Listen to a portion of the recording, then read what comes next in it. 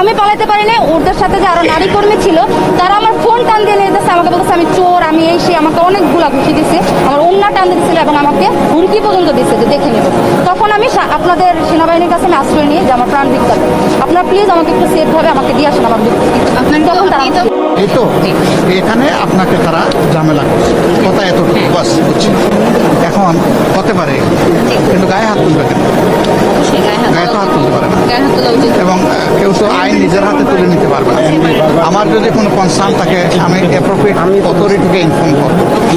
I may be guilty also, আমি inform করার লোকটাও guilty হইতে পারে, আবার আমি ইনোসেন্টও হইতে পারি, কিন্তু আমি তো সলভ করার কেউ না।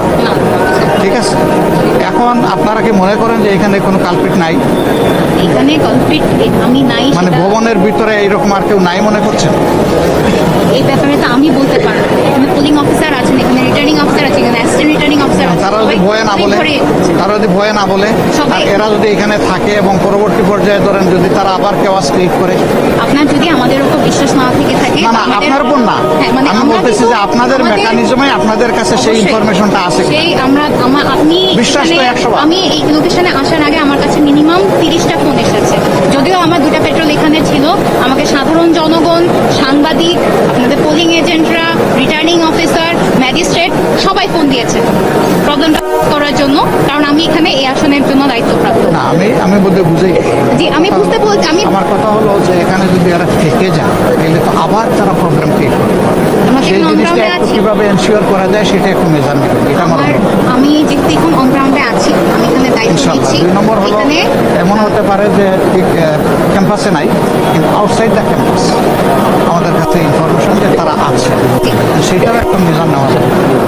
কেউ এখানে এজেন্টের বাইরে এবং যারা ইলেকশন কন্ডাকশনে আছে তাদের বাইরে কেউ থাকতে পারবে। ইলেকশন আবার যখন শেষ হয়ে যাবে এরপরে যেন আর কেউ না থাকে এবং কেউ ঢুকতে না পারে। এদিক থেকে কিন্তু আমি প্রত্যেকটা যতগুলো আমি প্রত্যেকটা কেন্দ্র ভিজিট করেছি এবং প্রত্যেকটা কেন্দ্রের সামনে প্রত্যেকটা পলিটিক্যাল পার্টির লোকজন কিন্তু এখানে দাঁড়িয়ে আছে। এখানে আমি যেটা বলতে চাচ্ছি সেটা হচ্ছে কি, আপনারা যেমন আমাদের কাছে সহযোগিতা চাচ্ছেন, আমাদেরও সহযোগিতা আপনাদের লাগবে। যেমন হচ্ছে কি সাধারণ জনগণ একটু ভয় পাচ্ছে যে এত কেন পলিটিক্যাল পার্টি, সবার এখানে হচ্ছে কি আইডি কার্ড ছিল। তো জিনিসটা হচ্ছে গিয়ে যে আমরা চেষ্টা করছি আমাদের এন্ড থেকে ভেতরে গিয়ে বাইরে থেকে মানে হচ্ছে গিয়ে বলে গিয়ে রিটার্নিং অফিসারের সাথে কথা বলে প্রবলেমটা সলভ করার। তো আপনার এন্ড থেকে আপনি যদি কাইন্ডলি আপনাদের আমার লোক থাকলেও বের করে দেবে। জি জি জি প্লিজ, এই যদি জিনিসটা যদি আপনি অ্যাপ্রোপ্রিয়েট লোক ওখানে না থাকে, আমার লোক আর কেউ থাকবে না, এজেন্ট থাকবে।